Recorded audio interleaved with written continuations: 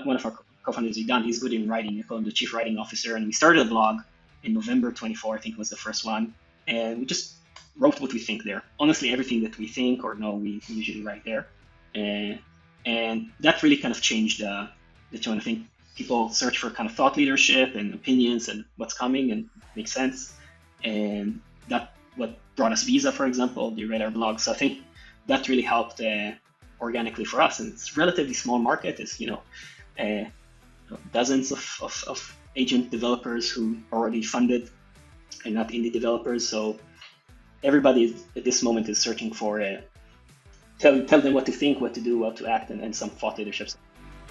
Welcome to the Retailgentic Podcast, where we explore the intersection of retail, e-commerce, and AI agents, which we call Retailgentic. Our mission is simple. We are shining a bright light on the new Agentic AI shopping megatrend, which will disrupt the trillion-dollar digital retail market. The stakes are high.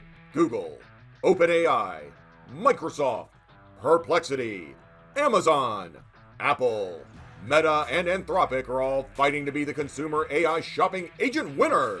There are going to be some tough decisions for online brands and retailers to make. What happens to checkouts? How should payments work? Should you continue to invest in retail media networks? What does the world look like when over half of your traffic is not from humans, but from AI agents? These existential questions are the tip of the iceberg. On this podcast, we're talking to industry experts, analysts, and influencers to get answers to these questions, identify trends, and best practices. This is Retailgentic, your podcast partner in navigating our AI shopping agent future. And now here's your host, Scott Wingo. Welcome to the Retailgentic Podcast. One of our most popular topics on the Substack is agentic payments. In this episode of the podcast, I'm excited to introduce you to Ayal Karmi, CEO and co-founder of Nekuda, which you can visit at nekuda.ai. Nekuda is one of a couple startups working on innovative agentic payment solutions. This solution is designed for developers of agents to use so that they can manage consumers' payment mechanisms. According to Crunchbase, they recently raised $5 million from one of the top consumer venture capitalists called Madrona.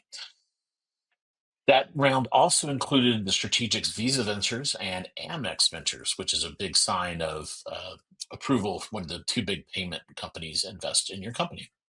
In this interview, we go over Ayal's background, the Nekuda founding history, and details on how their agentic payment solution works. I hope you enjoy the interview. Today on the podcast, excited to welcome Ayal Karmi, CEO of Nekuda. Ayal, welcome to the show. Thank you. Thank you for having me. Nice to meet you also, Scott. Yeah. So far on the podcast, we've had some folks that kind of pontificate about consumer trends. And I thought it would be fun to pivot a little bit and jump into talking to a fellow entrepreneur about what they're building. And you and I connected on LinkedIn, and you have started a business that I think is going to be interesting for us to dig into, and I'm excited to learn more. Before we do, maybe run us through a little bit of your background. I studied statistics and I worked in the Central Bank of Israel for almost 4 years in cross-border payments, actually. And after that, I started my own company with two other co-founders in AI and agriculture, actually. So imaging fields, mainly in the Midwest, and analyze the image and give an agronomic report of the field. I'm an old deep learning era guy. The OG AI. Exactly. We overloaded the term yet again. Exactly. So done that for almost 7 years. I also really love cryptography and encryption and etc. In 2020, discovered Ethereum and crypto. The world's computer narrative back then blew my mind. Decided to have to do something in that industry. So I left happily my company and joined another startup named Solidus Labs.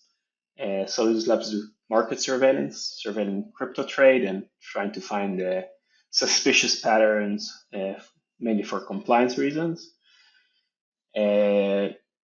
I kept my pulse on AI, and me and my other co-founders relatively early on agents, and we did some we messed around a bit with LangChain. It still is an open source community driven framework for agents. It's got much bigger now, and we did an agent that can order pizza for you through Slack. Joe's Pizza, actually. It failed miserably. Failed to order a pizza, or you tried to commercialize it and it failed? Okay. It wasn't intent to commercialize. It was more of an experience. It failed miserably because we could talk about it, but first they didn't let us in. Like the bot detection kill you, and even if you go after that and try to do the payment, my debit card got canceled. So so we realized there's an inherent friction, and we extrapolated that in the future we're going to delegate a lot of actions on the online to those agents, and a lot of that will be transactions and payments, and it's not built for that. Everybody assumes that the human comes and press buy now and authenticate and have the authorization. So that's how we basically dove into the rabbit hole. That's kind of was a light bulb moment, and we started Nekuda almost a year ago, actually, about 10 months ago. Cool. And you mentioned other co-founders. How many co-founders do you have there? So we're a total of three co-founders, so a CTO and a CPO. Barak is the CTO and Idan is the CPO. We're a total of 7 people, 4 in New York and 3 in Israel. And you drew the short stick to be CEO. Yeah, exactly. When that means once you have customers and they complain, they're going to call you. Yeah, it's an nascent market. There's not a lot there. I think all of our customers has a Slack channel with us. We have a lot of them, but it's an exciting moment, and it's a good stage. So you can be there on the trenches and iterate on the product and hear feedback from the actual people. So we like it. Yeah. So agents. Let's kind of. I definitely want to learn more about Nekuda, but before we dig in, you were very early in agents, and agents themselves have gone through a big transformation where LangChain, V0 was, an LLM and some tools, and it was just it was like giving a kindergartner a machine gun or something. Probably some bad analogies in there, but it was way overpowered, and the Gen AI wasn't really, because, and then, if we fast forward to today, now the agents, they have memory, they have retrieval augmented generation, and then the tool sets they have available are much more expansive too. Has it been interesting to see that kind of change over such a short time? Yeah, for sure. Honestly, it's the fastest and crazy thing that I ever saw in my career. We extrapolated that it will take time, and we were relatively optimistic. We said like in 2 years and 3 years. Apparently, it took 6 months to go from people then didn't even say agent, it was like AI automation was the big word. And you have like nodes and decision, and inside the node you might want to have an LLM to do something not deterministic, but you will have like this AI automation flow. And 6 months after, it's like blowing up, as you said. So it is a crazy ride. It's the fastest moving industry I ever saw in my life, including crypto or all the open source communities that I'm part that are very fast usually. But this is something else. Yeah, parts of crypto at least are slow because you've got the underlying, blockchain protocol piece. Like if you're on Ethereum doesn't change very quickly because, you don't want a financial store or financial contract or however you're using Ethereum to change very much. That doesn't, but basically you can fork whatever was built until today and add a little bit. So Yeah. there's thousands of indie dev that every day are pushing some new project on top of the stack. So you're right. So it's kind of a crazy open source community. And in general, you see that in open source because you don't need to invent 99% of the things. You just fork it and you add a little bit. So you don't need, develop the entire stack yourself. So, but this is even crazier. That's what I mean. Yeah, I agree. Cool. So then a year ago you started Nekuda, and then tell us a little bit about are you still doing the original idea, or did you have to pivot a little bit in there? We did some iterations. I mean, so there was this light bulb moment, and the first natural thing is we said, oh, we need to do like an agentic checkout or some machine endpoint or route that will make our agent life easier. I think it's a good idea. We didn't crack the go-to-market. Like, start with one merchant and he asks you, what are agents? A, B, who's coming? How much GMV are they bringing? Uh, and I think it's it's a big go-to-market thing to do there to convince merchants that already have a stack of things and a payment processor and everything already there, and not necessarily they're not technological. Not all of them. Some of them are. So for us, it was really kind of we didn't know how to crack it. It's a good idea, I think, to be like a big company or maybe the PSPs, or the gateways or the ones that are already integrated will do that. But for us, it was we didn't know how to crack the go to market. But we build a few agents. We still have our own agents for demos, and we want to be builders and really relate to our clients. And one of the things we realized is there was a lot of mistakes of the intent. So I said once we have like a test store with shirts and swag of Nekuda, and I once said go get the shirt or something like that. I didn't mean buy it. I mean get the price. I didn't say it exactly that, and it went and bought it. So I was very surprised. It caught me off guard. So we realized that we are not as good as saying what we intend, what we mean as a species in general, or write it or say it. And we realized there's going to be a lot of friction there as well, or problems, and then we kind of it drove us to focus more on authorization. So I think the payment industry is very focused, justifiably, obviously, on authentication. It's an umbrella term, but I'll make sure that everyone understands. Though proving that Ayal is Ayal and nobody stole my card and I'm authenticated, but then everybody assumed that Ayal pressed buy now or Scott pressed buy now. Like once you prove that you are you, they left you alone. I think once you delegate that action to a software, authentication is really important, obviously. But then also, even given that Scott is Scott, what did Scott authorize? What did you intend to do? So you take this non-deterministic event where I need to describe what I want you to do, and you need to do a deterministic action, which is go and buy something or to do some other action, and you need to interpret my intent. So in our solution, we baked it in that we're more focused on that part of the stack, so downstream of authentication, which the authorization part, basically. Got it. Okay. And then, so one of the things I think is interesting about agentic payments is there's a new party involved. So you've got the merchant, you've got the shopper, and then sometimes you have a third party, which is the platform the merchant is using. Sometimes there's a fourth party, which is the payment provider the consumer is using.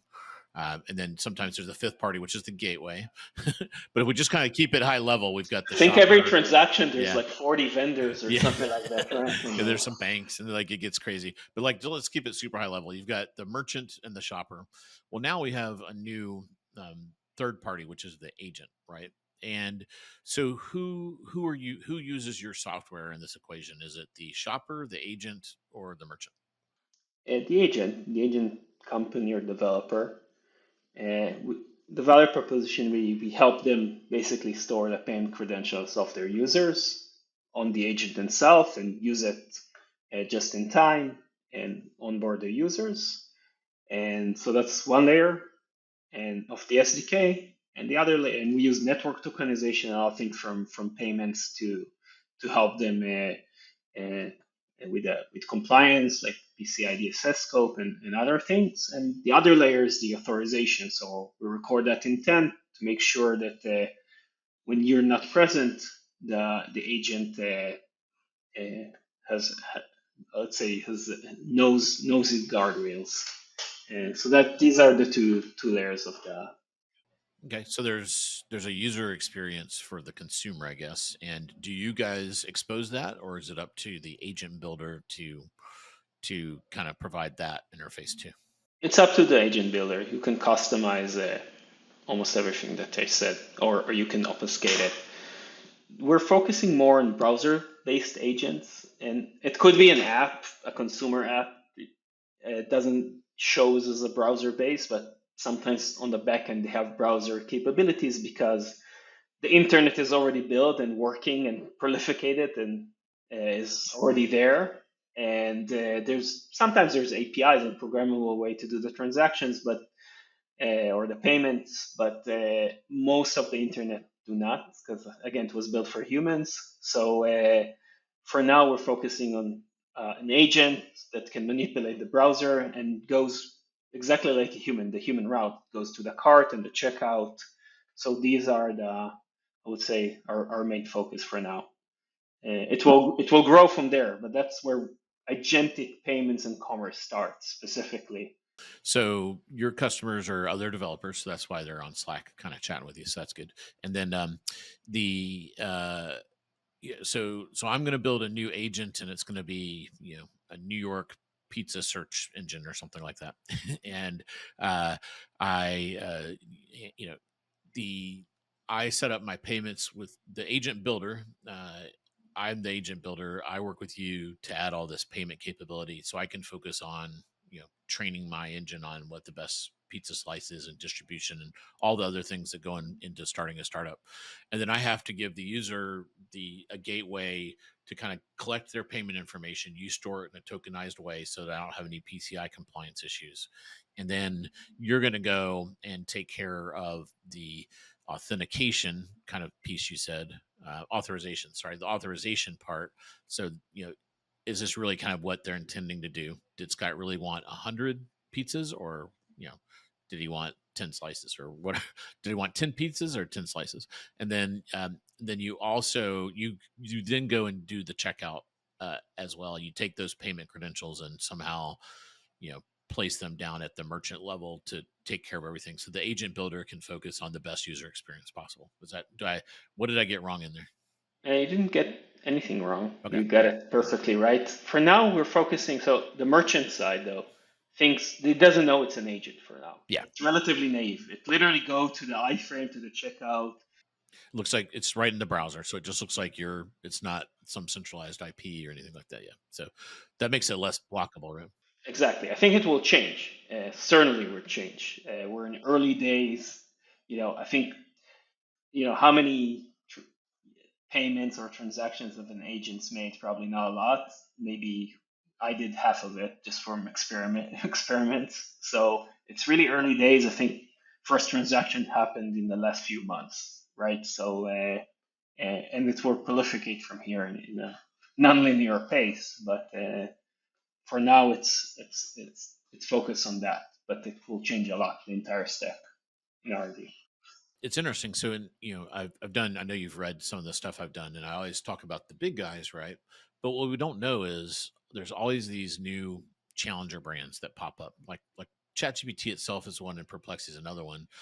But everyone I talk to in this space that's selling to builders of agents, there's this tsunami of interest in what they're doing. There's so many people building agents. I think like over half the last Y Combinator class was all agentic, like 80% agentic. And what, you know, I know you probably are under NDA, but like, do you see that, like all these people reaching out to you that are building agents, and what are are there certain categories? Like, I imagine being in New York, there's going to be like fashion ones, jewelry ones would be very popular.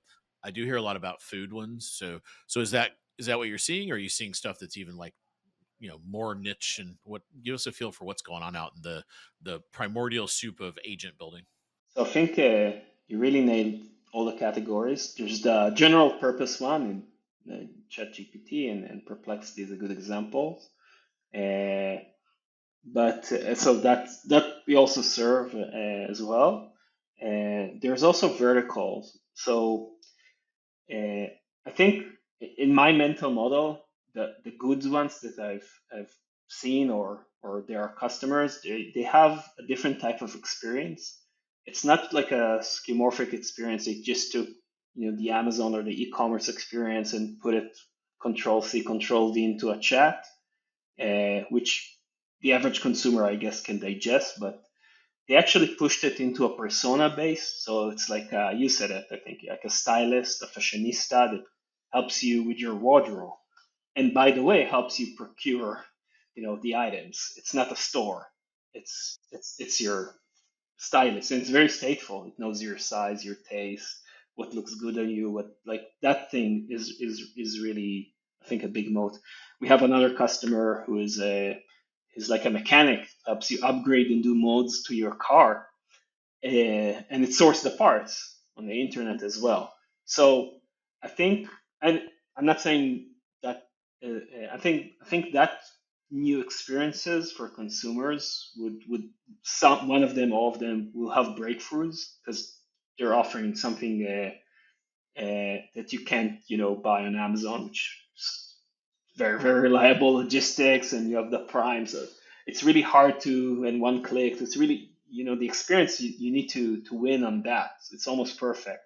So I think if you break through from that and you can deliver to the consumer something that rich people has, that in the end of the day they hire people to be their stylist, they hire people to be their travel agent, not just ordering on Expedia, copy a trip or a flight, something that will go end to end, do a delightful itinerary trip for me for my vacation, and he knows that I have kids and knows my seat preferences, and very very stateful with memory, as you said in the beginning.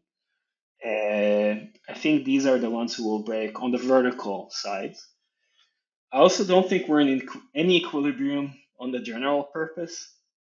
Of course, you remember Alta Vista and Lycos, and which were AOL, huge companies, raised hundreds of millions of dollars, and half of your audience of this podcast doesn't even know what I'm talking about. So we're not at all in equilibrium. There's so much room in search, in consumer experiences. Maybe ChatGPT is a winner; it will be here forever. But I don't. I won't crown anybody else. I would put it like that.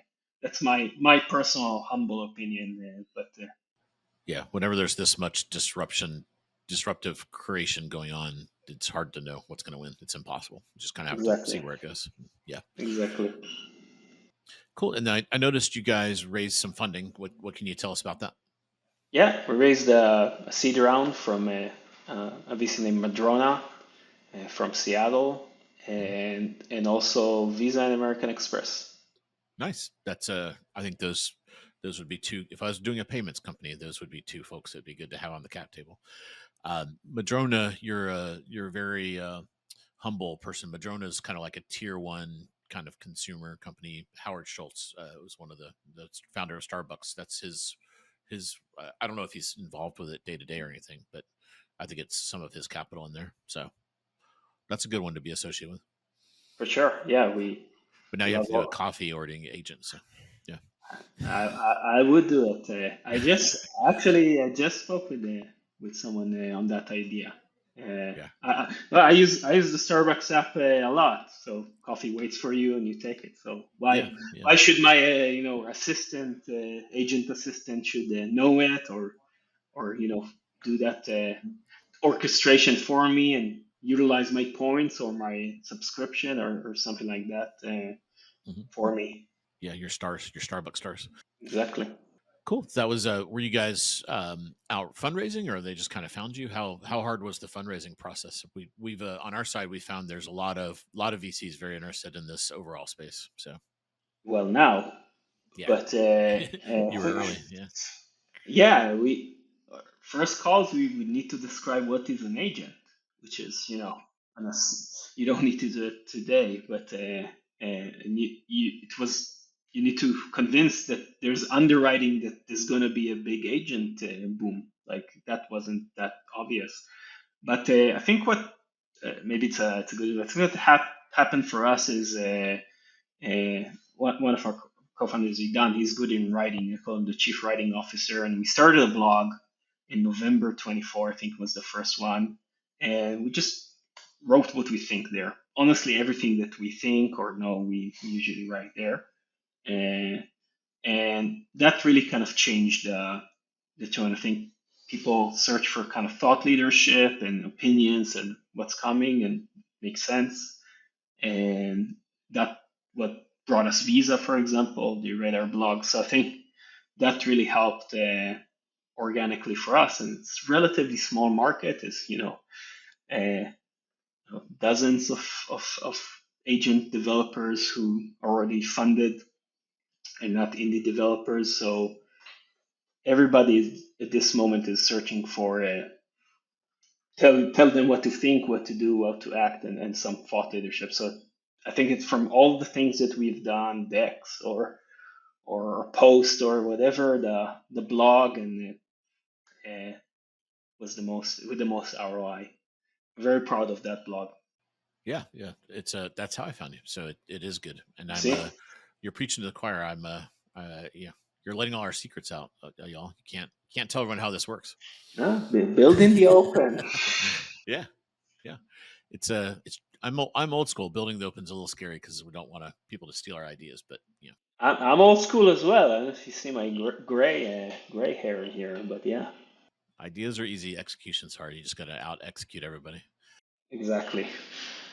What are the incumbents? So we've got, the payment industry's had, many generations of companies. You've got, I saw PayPal announced some stuff. Stripe is kind of poking around here.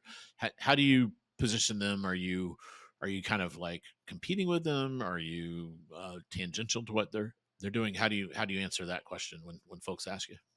If a small startup can compete with these big incumbents, but I think Stripe was two guys in Ireland at some point, right? yeah, exactly. But I think so. First of all, this wave nobody sleeps on. Like incumbents are not everybody even front on the market. You saw the announcement. Obviously, you said it's Stripe and PayPal, but even Visa, Mastercard, uh, companies that you wouldn't imagine that are front running the market and leading it in terms of again of the size of it. Like let's be honest, how much volume or GMV went through agent relative to e-commerce? It's very nascent. So that was surprising. So nobody sleeps on this because right they've been through e-commerce and the mobile and now the third wave here. I think they got the message there. Very Yeah. impressive products and demos, especially from PayPal. Very impressed by what they're doing. I think everybody's throwing spaghetti in the wall and see what sticks. Uh, at this stage, I think in general, maybe PayPal a bit different because they have also a big consumer wallet, just Mhm. they're placed a bit different. It's funny because it's historical reasons. It what was maybe like on their you know was a bit historical reasons, but now it's kind of coming back. But the rest is already integrated with the merchants, and I think that's their natural place and that's their main customer. Yeah, but in a way that limits their TAM versus you. By being neutral, you can work with any checkout. But if I'm Stripe or Exactly. PayPal, I'm now I can only let you shop at the universe of checkouts I have, which, you know, is Yeah. even though those are big companies, it's still not as big as like, Visa and MasterCard and Amex, or you get 100%. Like you can, that's the Rosetta Stone. Like as long as you have that, then you can be anywhere. People sometimes like it's very fragmented. There are people who would only pay with their PayPal and that's it. So they need that option. And there are people who really like Stripe Link on the merchant, the card and file directory side. So they want just that. So I think there's a room to be on the other side of that from the shopper, from the buyer. And but buyers like optionality. So as you exactly said, it's fragmented. There's a room for more natural play. We play with all of them. So that's one. The second thing is it's very orthogonal to that. There wasn't a need to have on the shopper side, you are the one with the agency. You press buy now, you chose the card, and you went into a checkout and you dealt with that. So I think it's different, but they're all big companies and they're smart and they can do, I guess, everything. But we see it as a different direction versus yeah. I think as a startup, your strategic value is you're not balkanized, right? So like PayPal is not going to really help someone check out on Stripe, and Stripe's not going to really help someone check out on PayPal, and so on and so forth. Yeah, Shopify is not going to really be excited for you to check out on BigCommerce or Salesforce Commerce Cloud, or so everyone's kind of balkanized, and it makes it very hard for them to have the broadest possible user experience. Shopify is closing their garden, so it's only Shop Pay. Amazon obviously is just Amazon Pay. That's already closed. So you have these gardens. You have a bit more open, but then you have checkout.com, ADN, Stripe, like PayPal. You have a lot. I also think like as a small startup, sure you can think about what the chessboard of the world, but just do a good product. Our customers has two main problems. We felt that ourselves, which is just going to a website is hard for a bot. Completing a transaction is hard for a bot, and getting higher approval rate is very hard because you're a hosted agent and you look very bad to the system. You look like a bot that stole a credit card, basically. So derive from that, reverse that. That's the problem. Solve that. Uh, do the chessboard in I think later stage. You mentioned earlier you're kind of interested in crypto, and there's been since that big Visa that kind of week when we had kind of Visa, MasterCard, and PayPal announced, there's been a lot of interesting stable coin stuff going on. Do you think agentic shopping is going to be an area where stable coins are used, or It doesn't depend on the agentic. It depends on the consumers. So as a I really believe in the ethos. I love cryptography. So as an insider, I say it. But we need to be real here. And there's two things here. First, small startups create products, not standards. So I would focus on that. And a lot of these issues are already solved on a standard perspective, not on a product perspective. So I'll focus on that. The second thing is, sure, I would love to support stablecoins. I love it. I personally love it.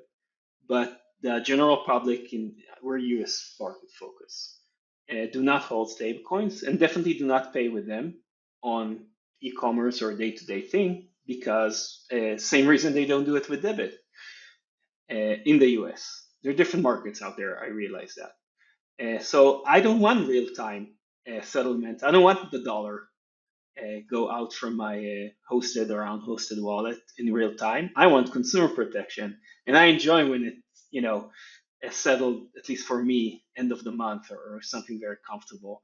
So, and I also enjoy my points and my cashback. So I think there's a lot of layers here from the consumer side and the experience that needs to be solved. I see a future when all of that is solved. Don't get me wrong, but when the rubber meets the road, uh, like doing a startup was already risky. You need to underwrite it AI, and they will do all our shopping, right? And agents, it's a big underwrite. You want to underwrite it prolificating to the general public stable coins as well. So two ifs, right? It's nonlinear. So so if and when the general public in the US will start to buy with and hold stable coins, or that will be obfuscated for them, but it will be in the back end of banks and then maybe credit cards or schemes, etc. We'll support it. It's pretty much agnostic to it. It's actually there's more possibilities and it's funner to. For me, it's from a product perspective. It's even it's more fun. But I think there's a lot of layers of the script that are missing on the consumer. Now, you're talking cross-border payments, or if I'm a e-commerce seller in Argentina or Zimbabwe and I want to hold dollars, sure, I 100% see the use case, and sure. But uh, our ideal customer who lives in the US and have dollars and credit cards, we're still a long way from that, I think. Yeah, I think it's going to be cross-border trade where it really makes a lot of sense to have that kind of, that's where the fees really bite you on. They kind of get you like three different ways on the, on the fee structure. So stable coins will help with that a lot. But even that, let's also be real on the fees. Sure, if you from a wallet to wallet, it's very cheap or zero. But if I live in Argentina, maybe I need to do an off-ramp to my bank. I need to pay salaries, and not everyone accepts USDC, or so I need to pay for merchants for stuff. So the off-ramp will it's even more costly than the interchange fees. So until everything is very holistic and very prolificate and very safe and very consumer kind of forward with what at least on par with what we have with credit cards and that's programs. I think it's a future that is work in progress. Got you. Cool. I put out a bunch of thought leadership around the levels of agentic shopping. I don't know if you had a chance to look at that or not, but if you did you agree with kind of like the five levels of agentic shopping? Yeah, I do. Um, I have my mental model is very similar, even more reductive. Like what we see now is like an AI enhanced search, but the checkout is still human checkout. What we start to see these days, and again, it's very early, is the agentic part, which it's still an AI enhanced search. So you adjudicate what you want using, let's say, Perplexity or OpenAI or Manos or other tool, but then also the orchestration, the actual checkout is agentic. Uh, and the third prong is more to the future. It's a bit more sci-fi, but once both sides, buyer and seller, are both agentic, there's a lot of things that I think are going to be unlocked that are not possible in today's commerce. So again, it's all downstream from search, and you can double click there. But and I think all of them will coexist. By the way, all of these stages. It's not sequential or something like that.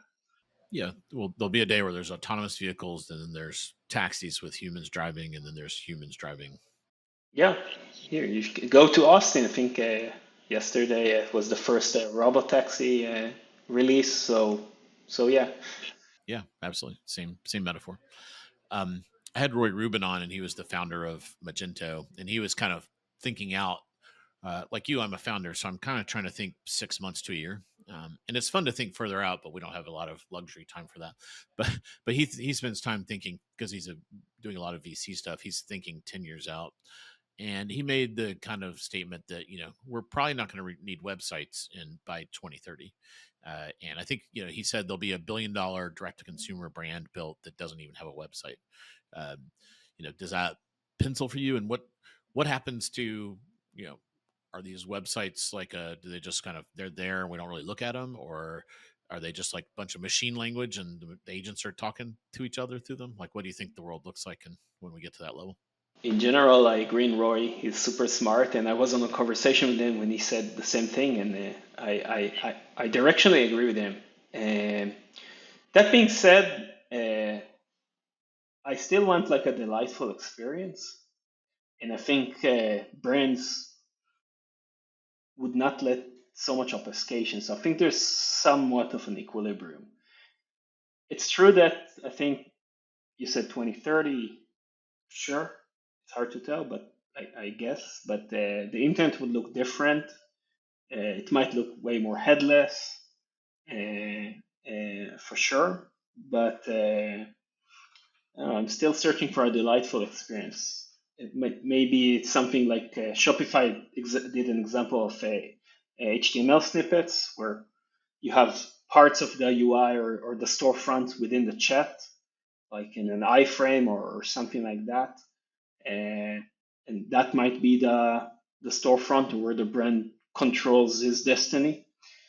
But I also think I agree with you and Ryan. It's an opportunity. Like if you don't have a strong brand, or you're an API or something more headless like that, it's your opportunity to shine. You have these great channels, and you're fit for that channel. So maybe what was your disadvantage is now an advantage in that world. So we'll see. So directionally, totally agree. I don't know if we don't have any websites in 2030, but it will be very different and probably much less. Yeah, I've been at this e-commerce thing for a while, and I think people are going to be surprised how fast this one changes, because we thought e-commerce itself would be faster, but it had a lot of infrastructure to build out and things, but it's all in place now, and we're going to go up this curve way faster than I think people are expecting. Yeah, so it took us 30 years of e-commerce, so this might take, and then you say 5, 10, 2, I don't know. It will be faster, but 3 times faster is still 10 years, still a long time, right? So It'll go very quickly. Well, awesome. Well, I appreciate you taking time out of your busy day building a company. Congrats on being a founder, raising a great round from a great investor, and getting those strategics on board. You're making this look easy for all the other founders out there. You're making us look bad, buddy. no, again, you see my gray hair. It's not easy. Yeah. Congrats, and we'd love to check in. If you have any news, let us know for our Substack, and then if you send out any releases or anything, and maybe like in 6 or 12 months, we'll have you back on and get kind of an update, because you've got your finger on the pulse of a piece that I don't see. I'm talking more to retailers and brands, so it's interesting to see what all the startups are building out there, and you have a front row seat. Cool. Thank you very much for having me, and we'll definitely check in a few months. That will be very fun. Yeah, and if folks, you mentioned, that you guys put some thought leadership out. Where should they go for that? We have our Substack. I can send you the link if you have a way to put it, but it's on our Substack, Nekuda, and on our website there's also a link for it, nekuda.ai. And we'll put it in the show notes. Y'all have a great day, and thanks for coming on the Retailgentic Podcast. Thank you very much. Follow, rate, and share to stay up to date with Retailgentic, your guide to the future of AI shopping agents.